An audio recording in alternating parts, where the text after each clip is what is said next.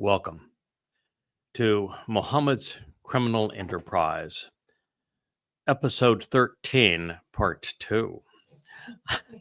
I had never claimed to be a tricidacophobiac, but now I might ascribe. We tried Episode 13 about an hour ago, and after about 30 minutes, gave up on it because, well, we had a reboot on our streaming laptop, and it reestablished the microphone in the laptop as opposed to this baby, which is a Sennheiser vocalist mic that is sitting before me. So we're hoping that we have resolved that issue, and our producer is now going to check to see if the live stream audio is good. So, tricidacophobic aside, Episode 13, Mohamad's Criminal Enterprise, Part 2. The reason that we are reviewing the Quran, and now we are embarking on the 34th verse of the 8th surah, is because Allah and Mohamad had a problem, and they needed to resolve it.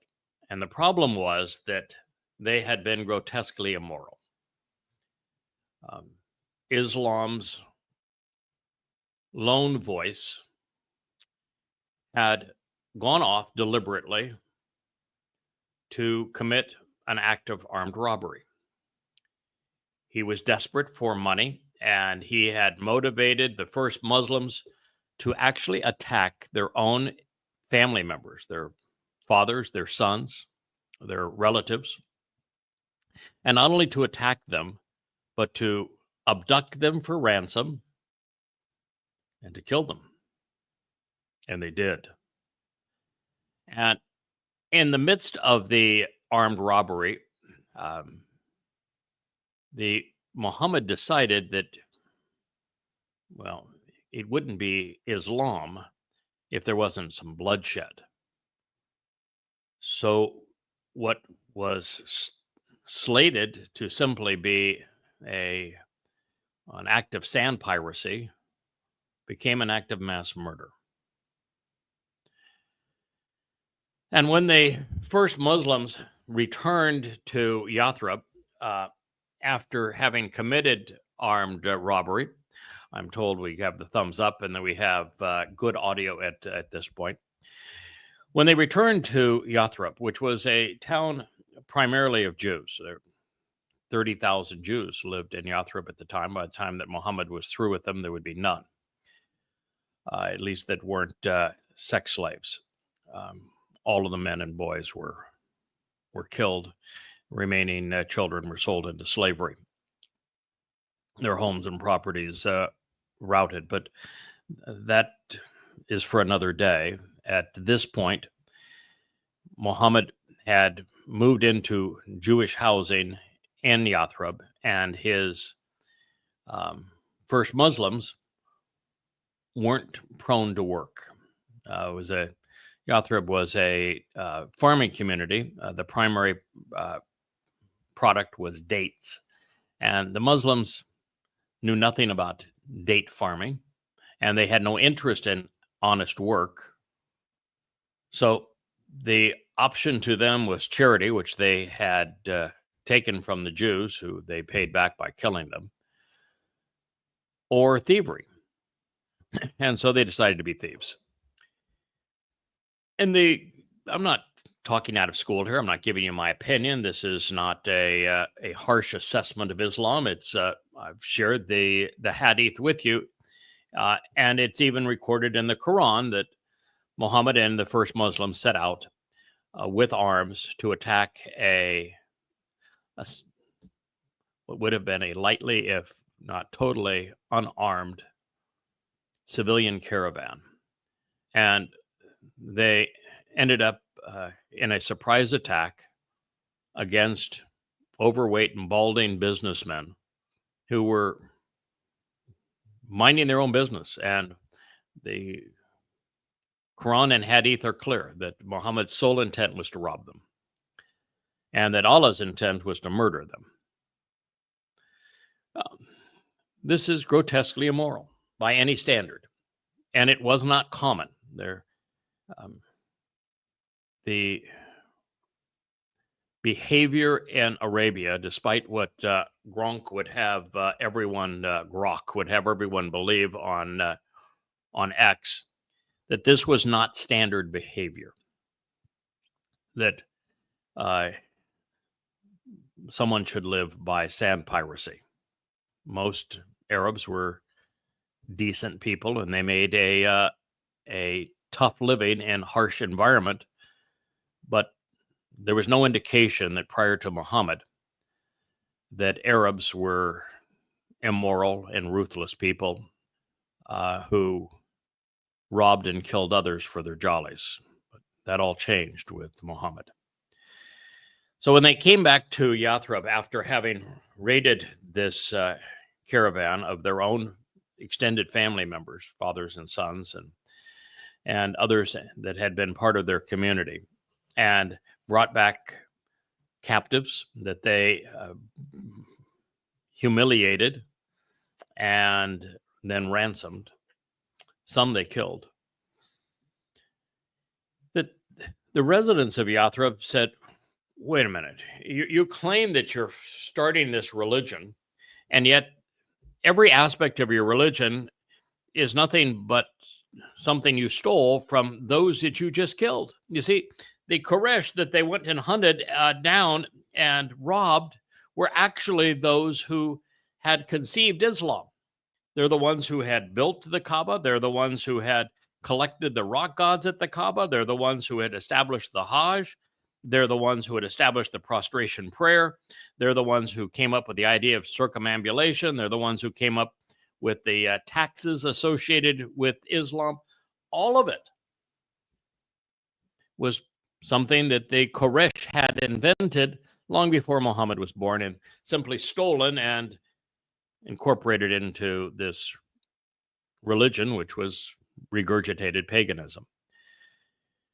And so now it was even a tougher sell amongst those people in Yathrib who had, prior to Muhammad arriving, had been decent human beings. And they said, wait a minute, you went off and attacked and killed and abducted your own extended family. That's immoral. You robbed and murdered and enslaved your own family. That's grossly immoral. And you claim that you are establishing a religion around this Kaaba, that these are the people who actually established that religion. So you've stolen their religion, and then you've stolen their possessions and their lives. This is really grotesque. Therefore, to counter morality, to counter logic and reason, to push people away from the evidence, Allah actually confessed to the crime. He confessed to the crime in a way that, well, I thought was stupid. But then again, I'm smarter than Allah. That's not saying much, but nonetheless, it's true. Also smarter than Grok, and that's not saying much either. The fact is that he had this Quran 8:34 and 35 actually confesses to the crime, and does so in a way that has managed to deceive Muslims, which doesn't say very much for their intelligence. Quran 8:34 reads, "But what for them that not punish them, Allahu, while they hinder from the mosque al-Haram, forbidden, while not they are its guardians, not its guardian except ones who fear, but most of them do not know." Okay, so first of all, that's stilted, but it is a exacting translation of the words, and I don't want to give Allah any more credit than he deserves. That's what he wrote. Well, he actually didn't write anything. It appears that both Allah and Muhammad were illiterate, which is why the Quran was not written for 100 years after this event. What is he saying here? That all Allah, who, Allahi, Allah, has going for him is the threat of punishment and fear. And if you do not capitulate to Allah His threat is that he will torture you forever. Now, this is not inventive. There have been lots of religions that have presented gods such that you either capitulate to them or they will torture you forever. Now, it is somewhat uncommon. For example, the Babylonian gods were, and ancient Sumer, for example, weren't like that at all. And many religions had an underworld, but it wasn't eternal torture for disbelieving the gods. Allah was a sadistic god of a really horrible nature. For Allah, it is you either believe him, even though he gives you absolutely nothing to believe in, or he claims that he will torture you forever. And that is what is being conveyed here and will be reemphasized. It has already been conveyed and will be further reemphasized as we go through the Quran. Now, this is somewhat analogous to Christianity, which is why atheists and agnostics refute Christianity. They say that a God who would say, love me and capitulate to me, or I will torture you forever in hell, is sadistic, is not lovable. And they're right. Fortunately, the Christian God is no more real than is the Islamic one. The actual God, whose name is Yahowah, doesn't say that at all. Yahweh's proposition is, I'm giving you free will. You can choose what you want to believe or know about me. It's all your option. If you choose to get to know me, understand what I'm offering, accept the terms and conditions that I'm proposing, and capitalize on them, then I promise you that you will have eternal life and will live with me as my sons and daughters. If you go through your life and choose to revere a false god, choose to live your life without coming to know Yahweh, then at the end of your life, doesn't matter if you believed or what you believed. If you believe there were many gods or one God, or it doesn't really matter. Your life is just simply over. Your soul dissipates into nothingness, and you lived your life. You had all the opportunity and that this life gave you, and there's no punishment, no reward, which is as it has to be for God to be moral.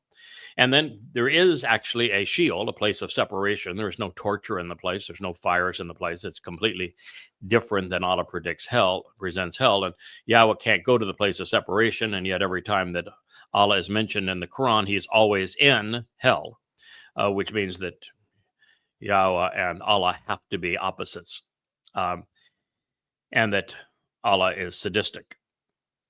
These are just facts. So if you're the opposite of Yahweh, because you spend all your time in hell, the place that God cannot go, which is separation from God, and you want to spend all your time torturing people there and punishing them, then you are in fact Satan. Rational deduction from the evidence. There's no other viable conclusion. But what Yahweh says about Sheol is the name of the place. It's presented like a black hole, a place where time is eternal, and but there are no other dimensions. Is that to end up there, you've had to promote religious lies, political lies, militaristic lies, such that you've done considerable harm deliberately and knowingly to his people. And then as a good father, he's going to hold you accountable. So that's how you end up in Sheol. Choosing not to believe in Yahweh does not have a punishment. Choosing not to fear Yahweh, of course, has no punishment. So they are opposites in this regard. And with Yahweh, free will is absolutely essential.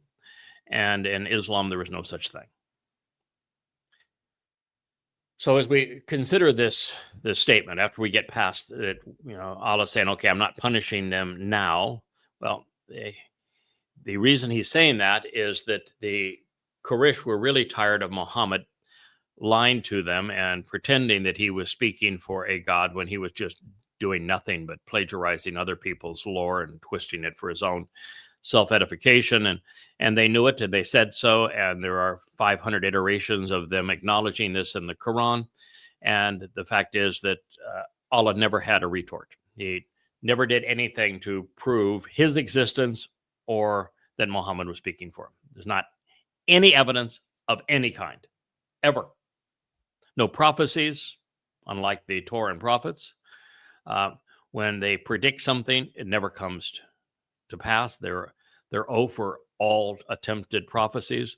The scientific statements in the Quran are not only wrong, they are laughable. I'm not even sure. Well, I guess they're just laughable. The Quran, for something revealed in the 7th century, is far dumber than what you would have expected by Neanderthal 100,000 years earlier. It is really stupid. It is internally contradictory. There's probably 50 creation accounts, and they're all different, strewn throughout the book. It is out of order. There's no chronology or context to the Quran of any kind. It's literally a jumbled mess. Everything in the Quran that even has a hint of credibility was plagiarized. The Quran's full of confessions that it is untrue. And it's grossly immoral and deadly and terroristic in its nature. So there's no miracles of any kind. Historically, the Quran is a mess. It didn't get anything right historically either. So there's every reason to disbelieve the Quran if you were a rational and informed person. And it's quite frankly the worst book ever written. And there's no reason to believe it. None. You have to be complete ignoramus to believe the Quran. And not my opinion again. I prove it in the 5 volumes of goddamn religion. So here we have Allah saying that you either believe him, and even though he is completely unbelievable, or he's going to punish you. And he can't even get his own name right. There is no place in the Quran that actually says Allah. The Quran begins with Rabbi, as if because the rabbis in Yathrib convinced Muhammad that Rabbi was the word for Lord. It isn't. Rabbi means I'm great in Hebrew, and is the term that rabbis chose to apply to themselves. And then it goes to Ar-Rahman, which was the god of the Yemeni Arabs who had converted to Judaism. And then it's really not Allah at all, but it becomes Allah, Allahu, Allahi throughout the Quran from that point on. This then says, will not punish them while they hinder from the Mosque al-Haram, which means that since Muhammad had just left Kaabaville, and the mosque, that there was a mosque during the time before Muhammad. He didn't build this mosque. That means the mosque is pagan. Mosque is pagan. The prostration prayer is pagan. The circumambulation is pagan. The Hajj is pagan. Every important part of Islam is pagan. So the mosque existed and was created by these pagans that the first Muslims had just attacked and killed. The mosque is called Al-Haram. It is a Hebrew word. It means prohibited. It means immoral, wrong, counterproductive. Satan is so confident that humanity is stupid, that he is literally in your face. That's why in the hadith associated with the first revelation, which was Muhammad going out and being a pagan during pagan festivities and being a recluse in a cave. And he was beaten to the point of near death by a dark spirit and told the most incredulous lie ever. It begins with this demon telling Mohamad to read when he was illiterate, and then telling Mohamad that that man was created from a clot of blood, which obviously isn't true. It contradicted later throughout the Quran, and that the pen wrote the Quran when there would not be a Quran written for 100 years thereafter. And Mohamad recognized that experience was so horrific that he had been demon-possessed and acknowledged it. And at the end of Muhammad's life, he once again acknowledged that he is demon-possessed. And the Quran itself has entire surahs that are devoted to the jinn, who are demons, who say that they just adore Muhammad and the Quran. So Allah is telling you the truth, that he is a demon and that fellow demons love the Quran, and that his messenger was demon-possessed. There's even places in the Quran where Muhammad says that all of Allah's messengers speak on behalf of Satan. What's called the satanic verses. So in this case, Allah is confessing. He is saying that the mosque, which was pagan, is al-haram. It is counterproductive. It's evil. It is harmful. It is forbidden. And in any normal culture, everything associated with the worship of Allah would be considered counterproductive and forbidden, inappropriate, immoral, which is what haram means. It's a confession. And haram is also a Hebrew word, as is Quran itself, as is almost every important term within the Quran, which is claimed to be pure Arabic when it is bastardized Hebrew. And now it's saying that the fellows that they went and bludgeoned and murdered and robbed and abducted, they're out minding their own business. The Quraysh could not have been the guardians and the custodians of the mosque, because they didn't fear Allah. When in fact, everything that we have read prior to this time in the Quran and in the Hadith affirm that they, in fact, were not only the custodians of the Kaaba, that Muhammad coveted the prophets derived from their custodianship of the Kaaba and wanted that for himself, which means that Islam is stolen. Just as these first Muslims stole the lives and the property of their kin at Badr, all of the rites and rituals and edicts of Islam were stolen from those same people.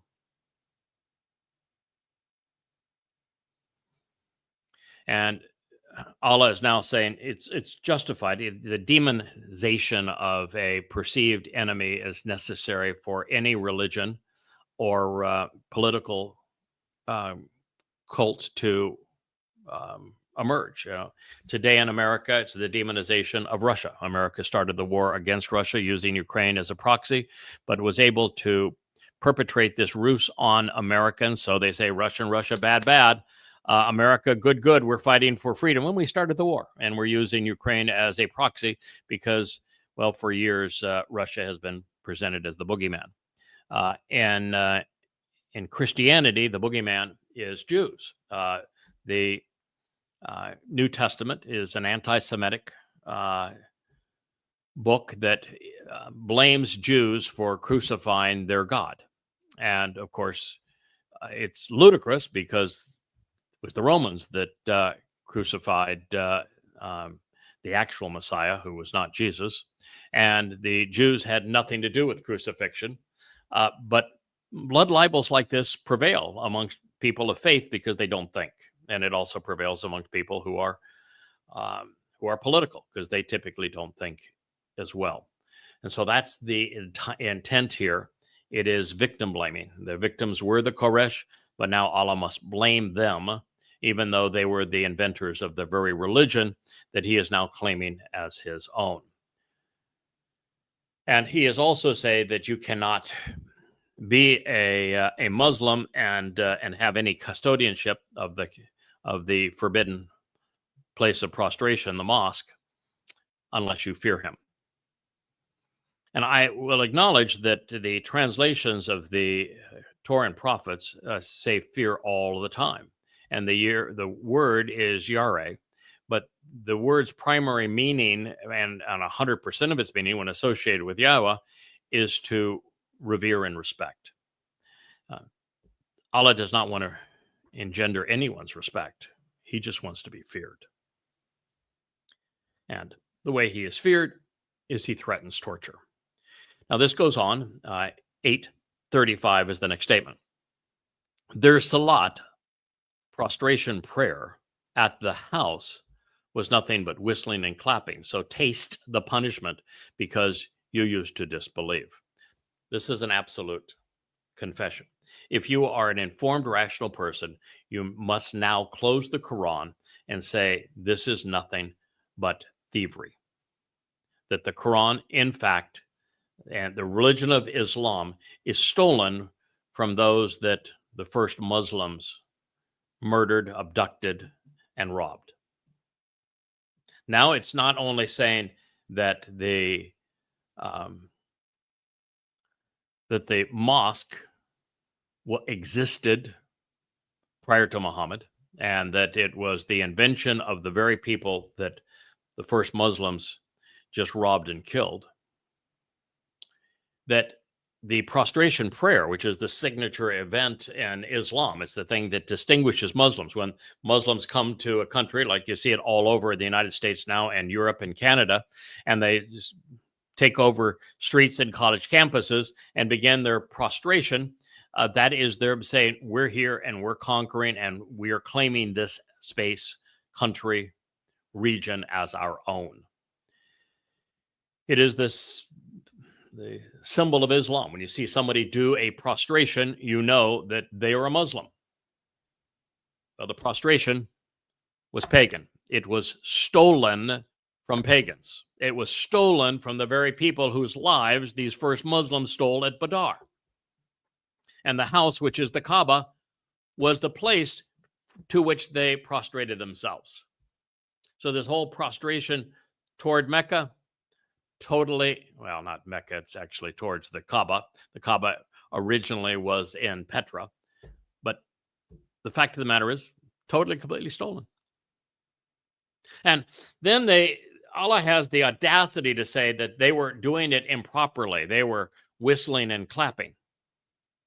And by the way, there is no indication that they whistled or clapped while doing the prostration. There's a lot of hadith texts about what the non-Muslims did, and there was no distinction between what these pagans did that actually conceived the scam of the Kaaba and Islam long before Muhammad was born, and the way that the Muslim did it. That never a distinction between the two.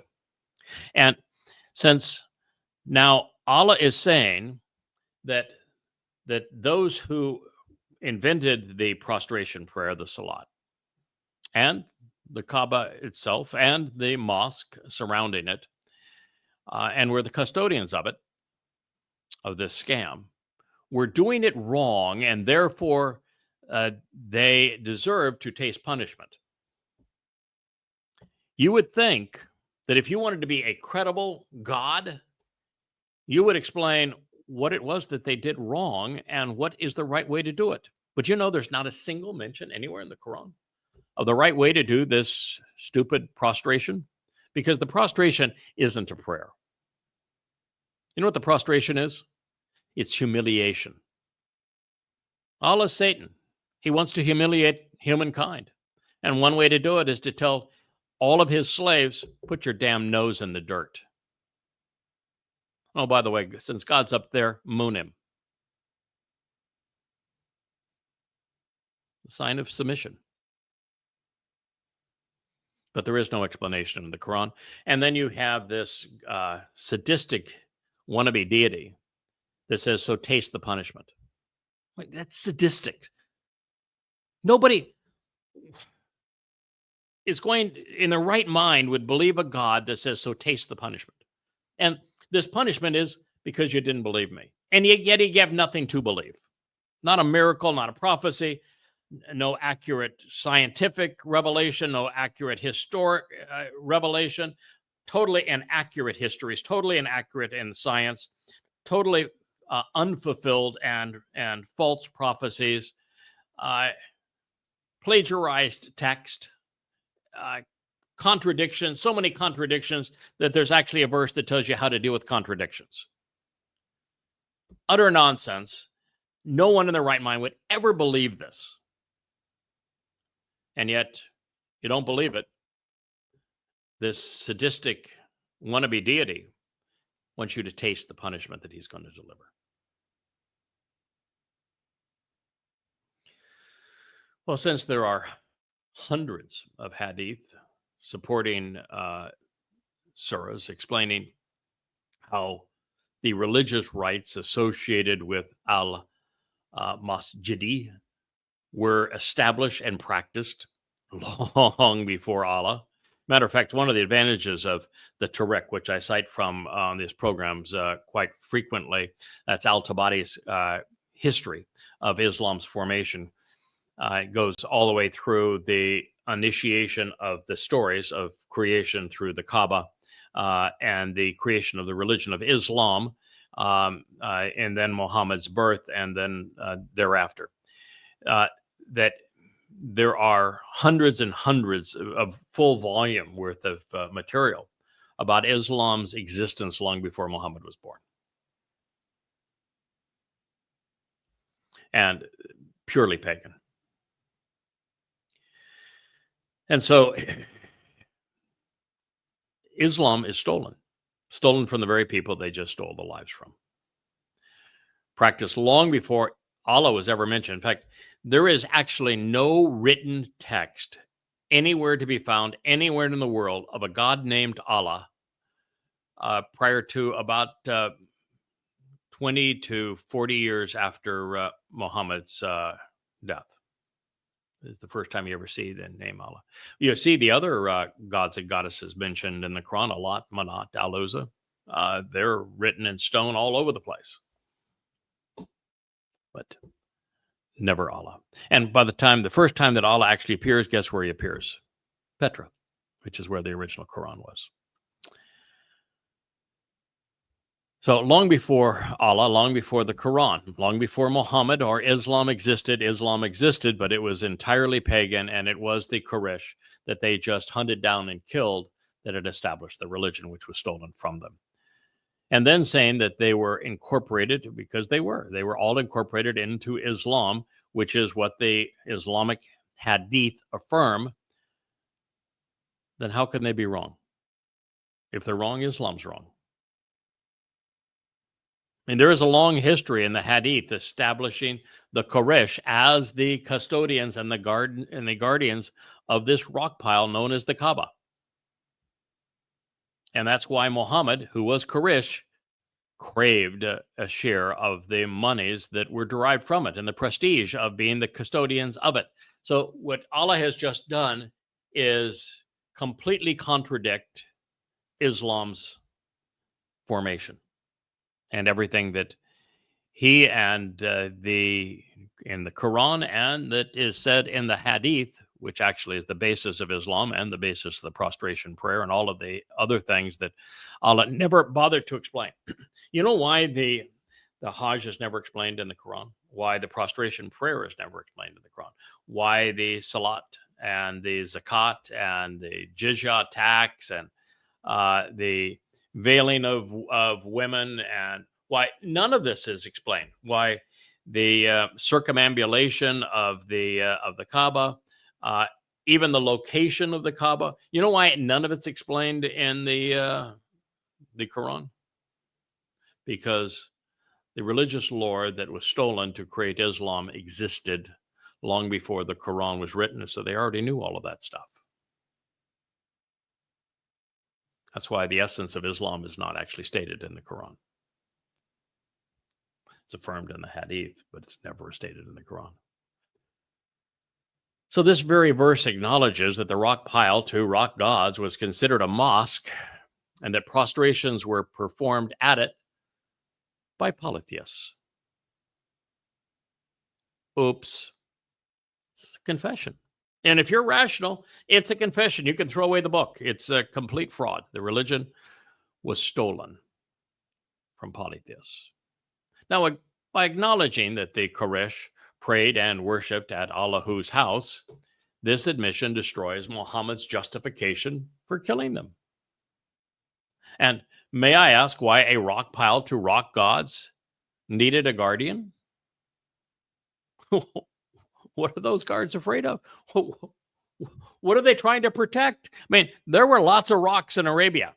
That's certainly in Petra, surrounded by rocks.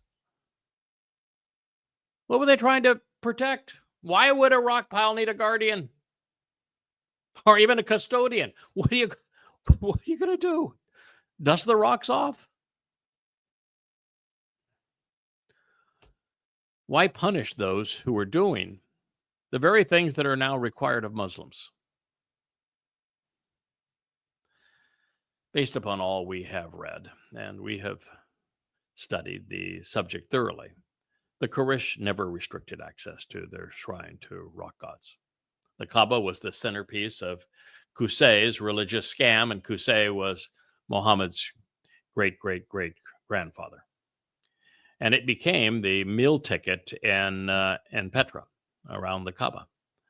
The more pilgrims, the better. They weren't trying to discourage anybody. They wanted to encourage everybody. They were promoting a scam. You don't promote a scam by saying you can't participate in our scam. It was Muhammad and the Muslims who were intolerant and restrictive, and they would ultimately deny access, prohibiting all non-Muslims from entering the mosque that the pagans had fashioned. That's just the truth. This confession, however, provides additional support for what I call the profitable profit plan. Muhammad was claiming ownership of the Kaaba Inc. because he deemed himself more deserving and more rightful as an heir. He had made a deal with the devil. Custodianship of Allah's house was to be his reward. Now, envy, of course, is one of Satan's favorite vices. Quran 8:36. Lo, verily, those who disbelieve spend their wealth to hinder from the way of Allah, so they continue to spend it, but it will become an anguish to them, and they will be overcome, and those who disbelieved will be gathered into hell. Now, if you're a Muslim, I guess this sounds reasonable. It might even sound godly. If you're a moral and rational person, this is like scraping your fingers on a blackboard. First of all, when you continue to say disbelieve in a text where there is no prophecy to validate your claims, where every time you cite something from history, you get it wrong, where most of your text, the overwhelming majority of it, maybe 80% of it's plagiarized. And it's not just plagiarized, which is, by the way, something that you would never trust the person who plagiarizes. It's then twisted out of the context in which it was originally written, such that it makes no sense and is impossible in the new context. That all scientific statements in the Quran are not only invalid, they're laughable. They are worse than what Cro-Magnon and Neanderthal man would have believed. I mean, they are really stupid. Not true either. The Quran is so contradictory, it has a verse telling you how to deal with the contradictions. Internal contradictions are proof that you should not trust something. The God is presented as sadistic.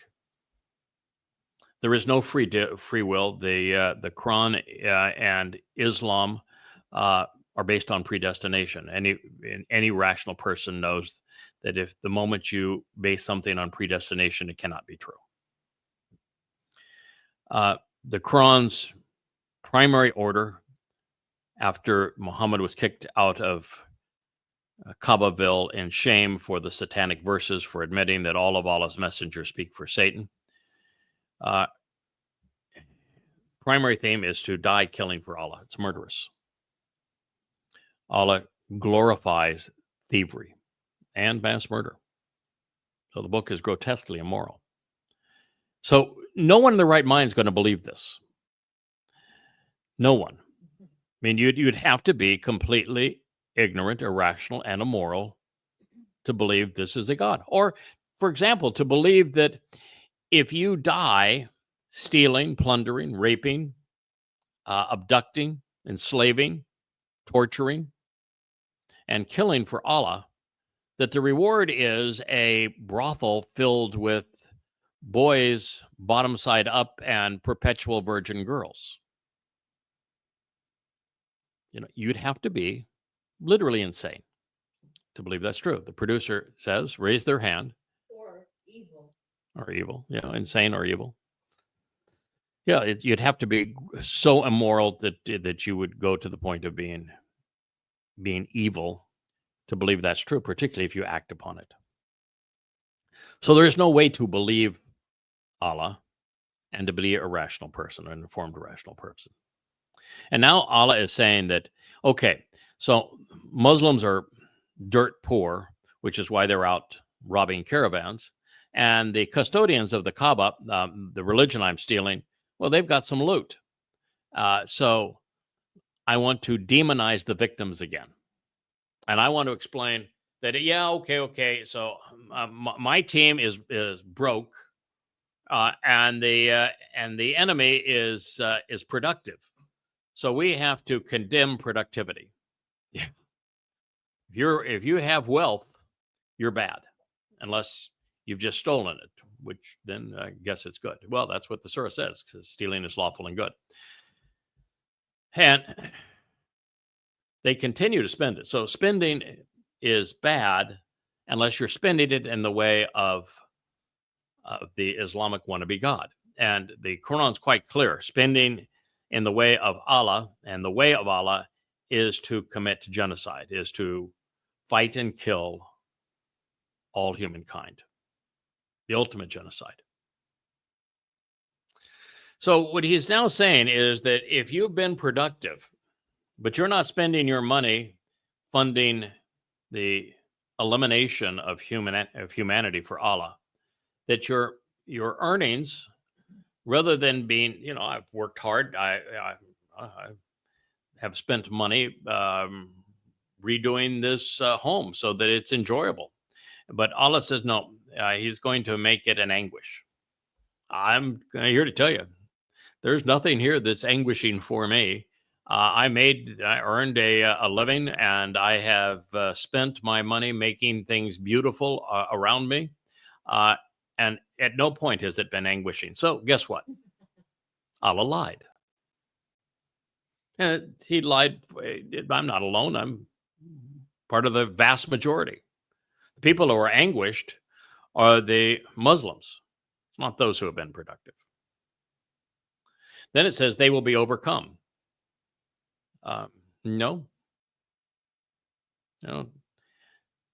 3/4 of the world has not been overcome by Islam. And Islam will never overcome the world. So that's also untrue. The producers raised her hand again. Isn't that why Muslims are so jealous of the Western world? Because they live in Muslim hellholes? Well, and they were promised they're the best. Yes. Well, it's Muhammad and the Quran say that every time that a Muslim fights, that Allah will assure them victory.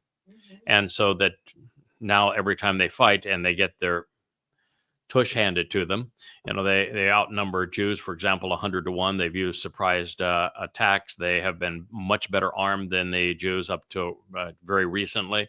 And every time they get clobbered.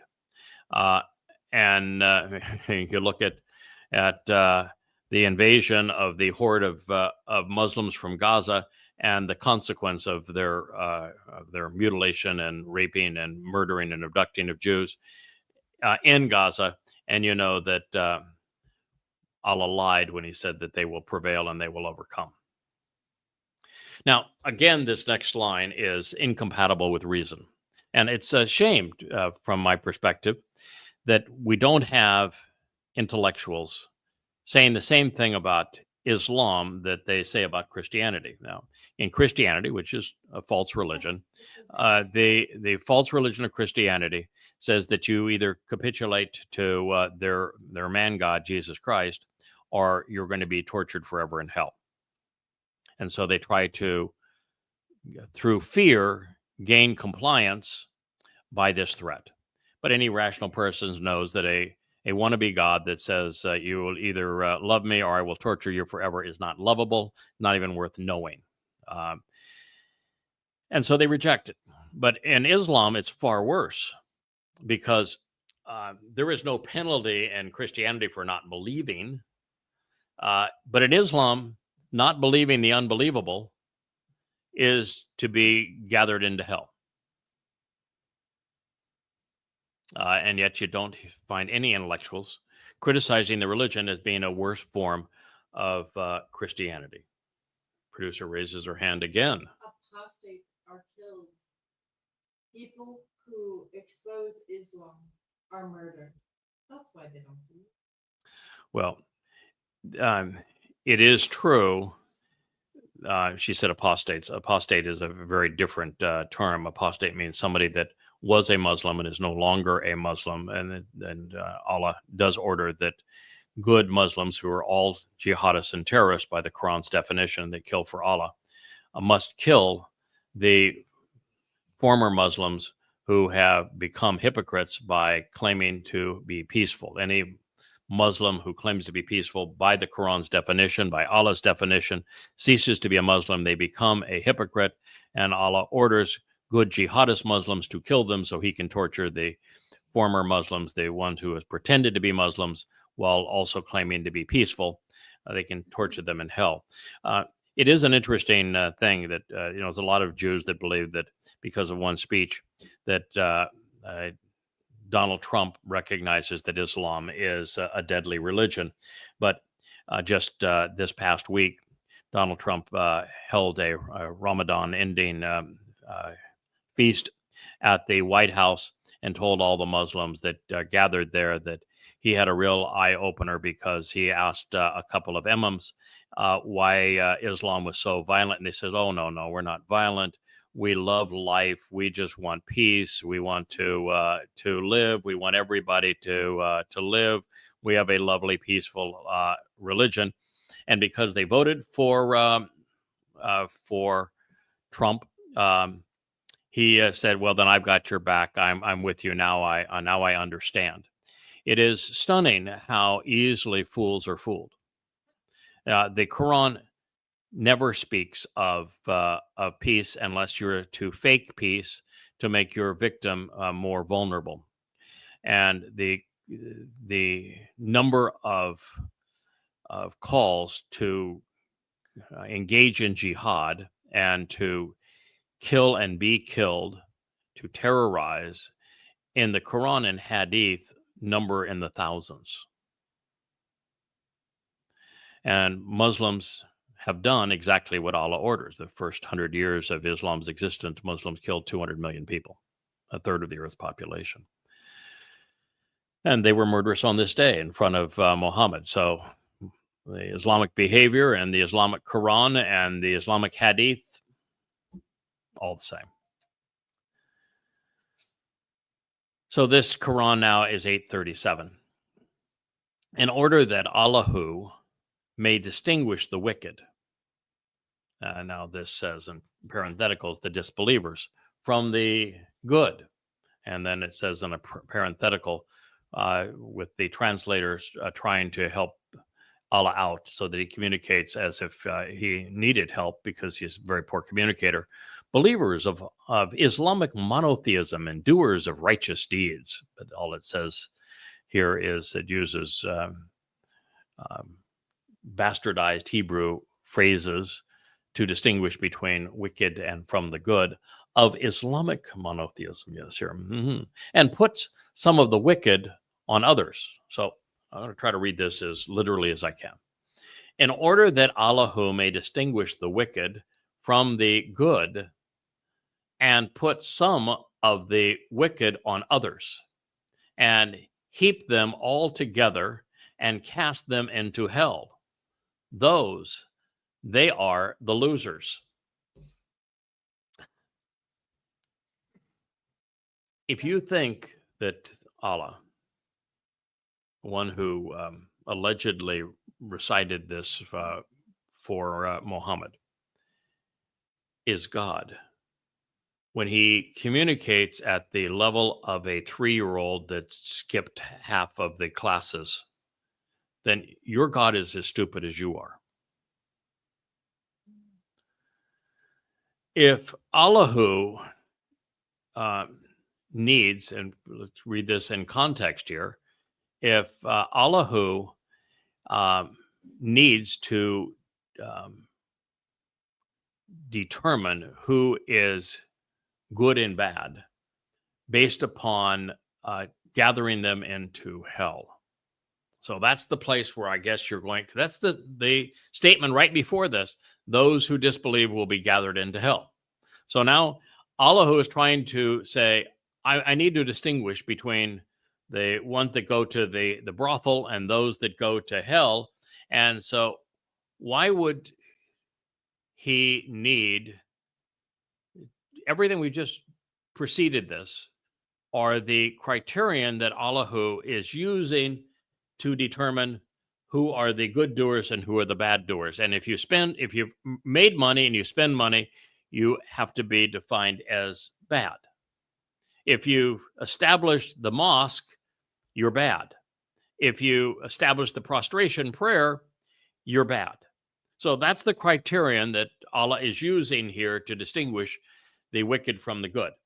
And he is delaying his punishment so that he can make this determination, because I guess he has no other skill set. And he's going to then put some of the wicked on others. First of all, why would a God who says, I evidently don't want wicked unless, well, he really wants more wicked because, well, he's promoting thievery and slave trade and mass murder and stealing even his religion. So I guess he's saying, I want to put this wicked on others. And then my real ambition is to heap all of them together and to cast all of them into hell. So it sounds like this is a really weird game that Allah is playing. He is going to take this wickedness that I guess the only wickedness going on right now is the Muslims just committed mass murder, torture, abduction, kidnapping, ransom, and thievery. That would be wicked. So he wants to heap this wicked on others. So I guess there are more Muslims. And then he's going to take them all together and they're going to cast them all into hell, which is where he is. And then he wants to, well, I guess he would correct. There are things in the Quran that are correct. They are the losers. Yeah, yes. They would be the losers. That would be everyone that is influenced by Islam. They would be the losers. Quran 8:38. Say to those who have believed, say to those who have disbelieved. So this would be again to the Quraysh that created the religion of Islam. If they cease and desist, now, what are they ceasing and desisting from? They created the religion, the prostration prayer, the circumambulation, the Hajj, the reverence for the Kaaba. They built the damn Kaaba. What are they going to cease and desist from unless it's from Islam? They will be forgiven. Now, why would they need to be forgiven? They were the victims. They were the ones that were killed and abducted.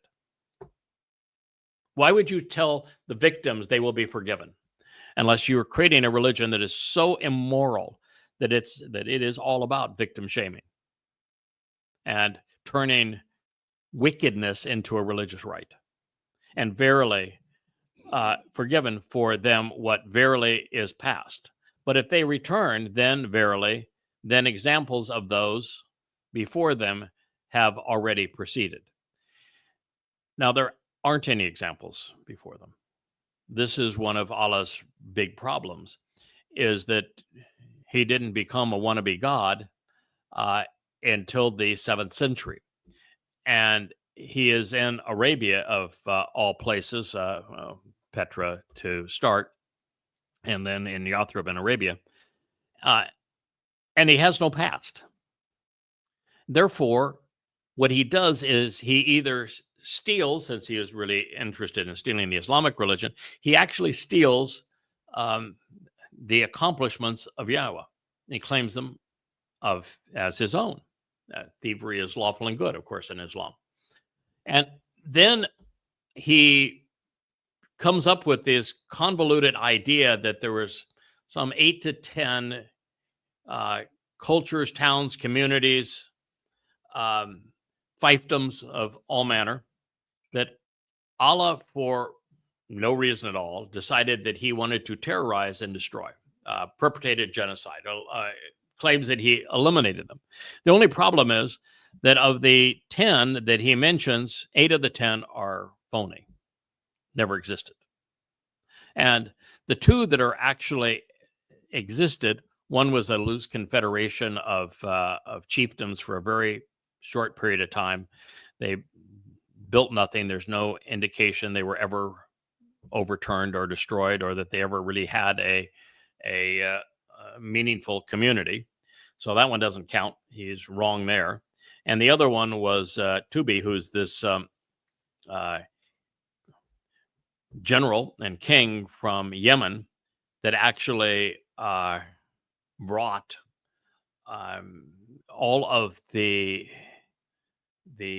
aspects of Islam that are not stolen from the Quraysh were actually brought from Tubi, and he conquered Yathrib before Muhammad was born, and in so doing, he disproved everything that Allah had to say, and so he was actually the conqueror, where Allah claims that he did the conquering. Exact opposite being true. So when he says, I will punish them as I have already punished other people, he doesn't have a single example that is credible that he's ever done anything. And he's constantly bragging that he terrorized and promoted genocide, annihilated entire communities one after another. And there isn't a single evidence of any of it. And 80% of the communities never existed. I don't know what's worse. In fact, I'll let you ponder that. What's actually worse? The Islamic God, for no reason, but even if there was a reason, taking a 10, 12 communities around Arabia and perpetrating genocide. One is because allegedly a camel was hamstrung, which is the way that camels are controlled, and so he didn't like the she camel being hamstrung, so he annihilated the entire community. All of the others were on the pretense that he sent a messenger. Of course, there were no other messengers, and they disregarded or mocked his messenger, and so he destroyed them. What he's trying to say is, if you mock my messenger Mohamad, I will destroy you the way that I destroyed these others. And so there's like 10 of them. So what's worse? Pretending that Allah actually did this, that he is so sadistic, so deadly, so incompatible with human life, that there's community after community after community that he has annihilated. Or that none of that's true, and he brags about it nonetheless. Which of those two is worse? And does it actually matter which of those two is worse?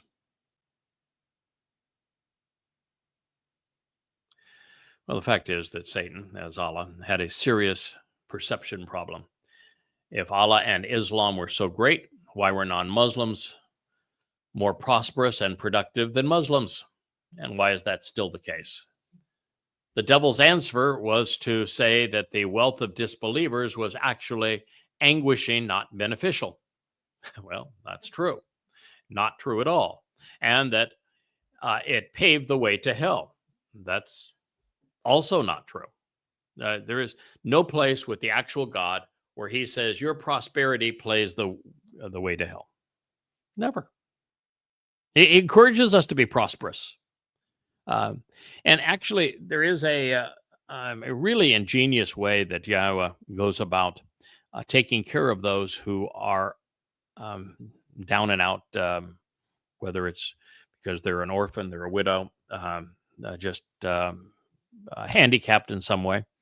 And what Yahowah says is that if you're a farmer, for example, it's important for you to leave a portion of your field on the corners unharvested and allow those who are hungry to go and harvest that food, take what they need, so long as they're doing the work to harvest it and they're doing the work to prepare the food, give them access to it.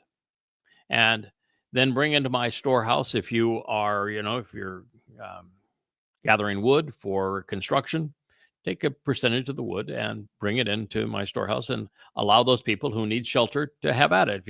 If you're a shepherd, take a percentage of the wool that you get from your sheep and do the same thing, so that you're not giving somebody money, you're giving them access to material that they can use for clothing and shelter and food.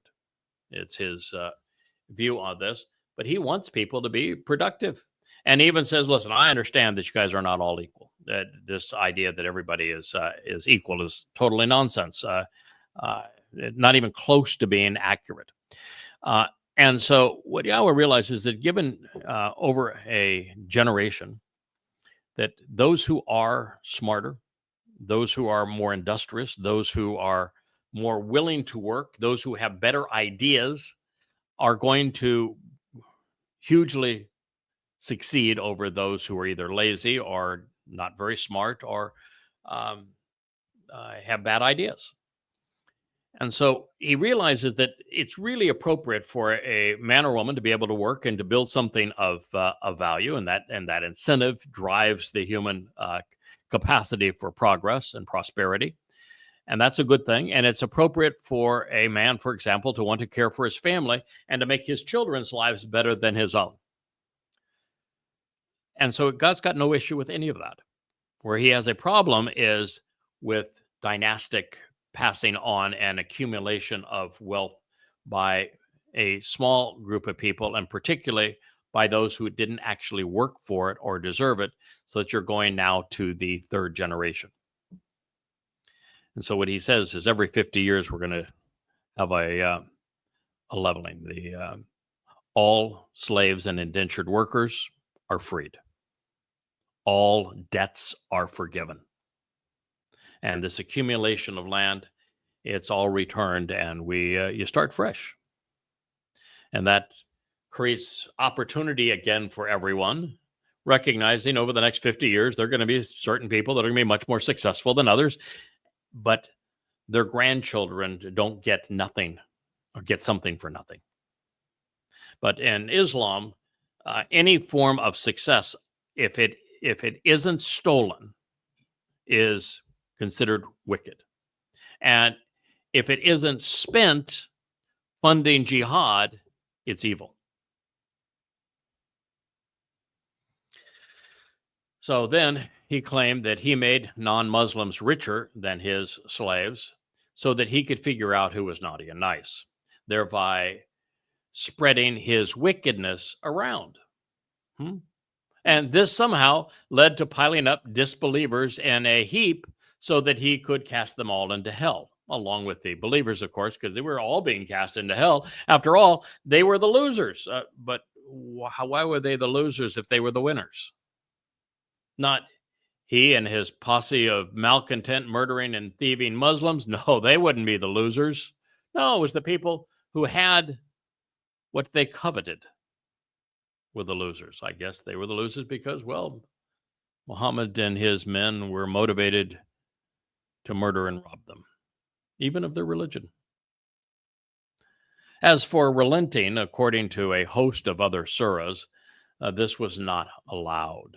Once a denier, so this idea of, oh, they're okay, but they better not relent. Well, once a denier, always a disbeliever, because the Lord would never accept anything from them. And Allah makes that very clear.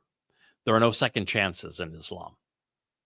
And of course, relenting is incompatible with predestination anyway, and Islam is a religion of predestination. So all of this is immaterial because Allah can't need a way to differentiate between good and bad because everybody is predestined to be either good or bad.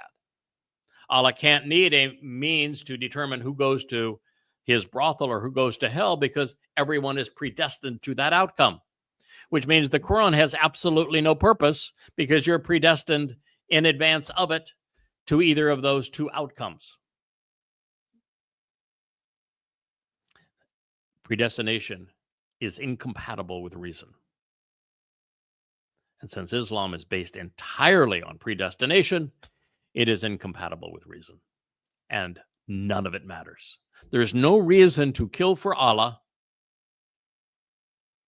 to rape for Allah, to steal for Allah, to abuse women for Allah, because your fate of your soul is already predetermined. And this brings us to one of the most disturbing verses in the Quran. This one is advocating genocide. And understand, wherever Islam is in control, apartheid and genocide follow, without exception. Quran 8:39. And katil, fight them, until there is no more fitah, trials to worship others. And al-dinu, the religion, all of it is for lillahi, put in parentheses, in the whole world, but that's the implication. But if they cease and desist, and in parentheses, worshiping others besides Allah, then lo, Allah is all seer of what they do. Didn't say relent. Fight them until there is no more trials, fitna. No more worshiping of others. Fight them until there is no more temptation to worship any other God. Until religion, all of it, is for lillahi.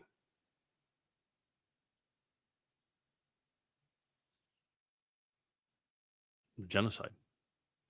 But it's worse than that, of course. And, I've had this beef with Grok at X, because Grok will take one statement out of the Quran and say, see, Islam is profitable. And I'll present 1,000 that say the opposite.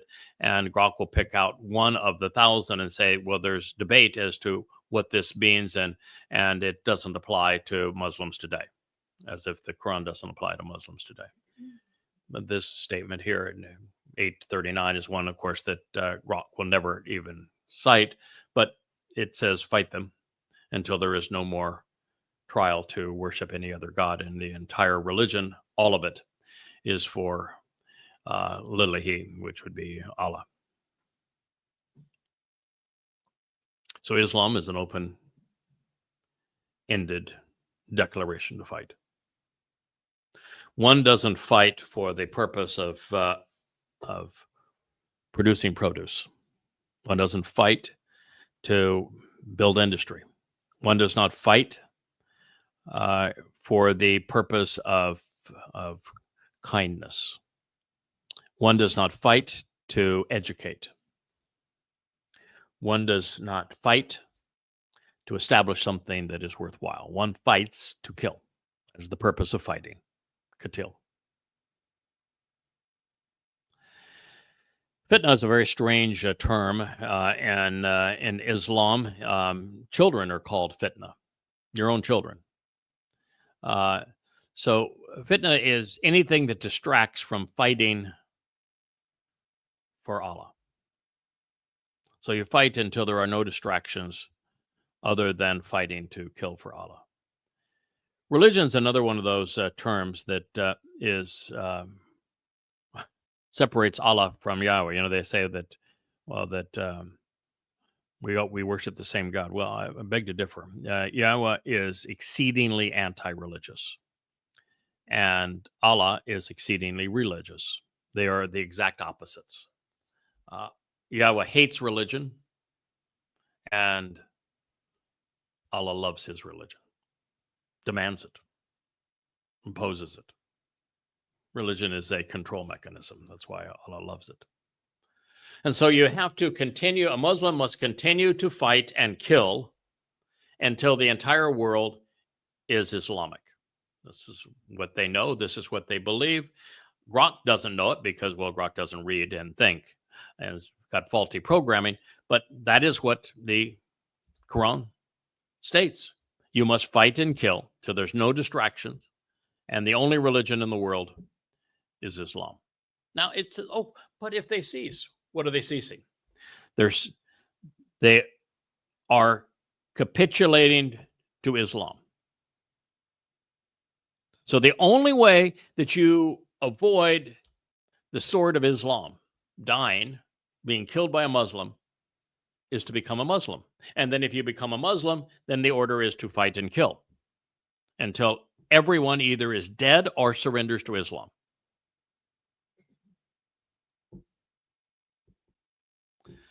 And then even in the question of whether this person should just be killed, or if this person has made a confession and is now capitulating to Islam and is going to join in among those who are the killers, you're not to worry about it. Go ahead and kill them because, well, Allah is the seer of what they do.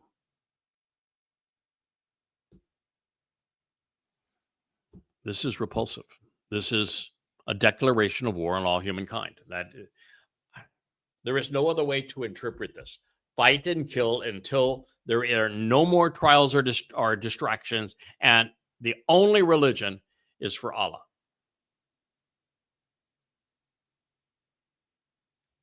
That's forever until the entire world is either dead or Muslim. That's what it states. You can only cease when they stop being anything other than a Muslim. And if they become a Muslim, then they must follow this edict to fight and kill. So you're either a Muslim or you're dead, which is the practice of Islam. You're either a Muslim or you're dead. That's what the Quran just said. Fight them, kill them, until the only religion is Islam. Enter out of context. This is unequivocal. The Islamic war machine will continue to roll on until every soul on earth either submits to the religion of Allah or they are dead. There are no exceptions, no appeasements, no compromises. It is surrender or die. So obvious. There's no denying it. This is the 8th surah of the Quran. There is no other guide to being a Muslim. This is it. Surrender to Islam and become a Muslim or die. And oh, by the way, if Muslims kill you, Allah's going to torture you forever. And if you're a Muslim and you don't want to kill for Allah, he's going to torture you forever. What the Quran says. Why is it the world can't deal with it? Why is it that progressives are rallying around this despicable religion, this deadly religion, this genocidal religion, and condemning the victims of this religion, Israel and Jews? Obviously, they're out of their minds. Obviously, they have no judgment, no morality, and they're ignorant of the very thing that they have decided to promote. So what is it that's happening at America's universities that causes so much upheaval and so much support for a genocidal religion? I mean, there's no other way to describe this other than genocide and apartheid. As a Muslim, you must fight and kill until there are only Muslims left. That's what it just said. There's no other way to interpret this. You must fight until they capitulate and become a Muslim. Totally intolerant, no freedom, no option. All Muslims must be killers for Allah. Surrender or die. Yes, Miss Producer. What does Islam mean? Surrender. Yeah. Submit. Yeah, in fact, Muslim means one who surrenders. Allah routinely calls all Muslims his slaves. There's no choice in Islam. It's predestination, and the Quran states regularly there's no choice in Islam. A Muslim must follow Muhammad's orders and examples, and Muhammad was a ruthless terrorist, a mass murdering and sadistic human being, the worst of human in all of human history. So there it is. Even the "but if they cease" phrase is irrelevant to the edict to fight all non-Muslims until there are no more non-Muslims. The fighting only stops if they cease being non-Muslims. Therefore, there are no but ifs. This is simply an acknowledgement of the pledge of war against all mankind, the pledge of Aqaba, where Muhammad, en route to Yathrib, after he had been laughed out of Kaabaville in shame for the satanic verses and for the donk mule ride of the night's journey, received the pledge of Aqaba, which Allah holds all Muslims to, which is, we promise to wage war against all mankind. Ladies and gentlemen, this is Islam. Grok, this is Islam. It's time for you to give up your stupidity.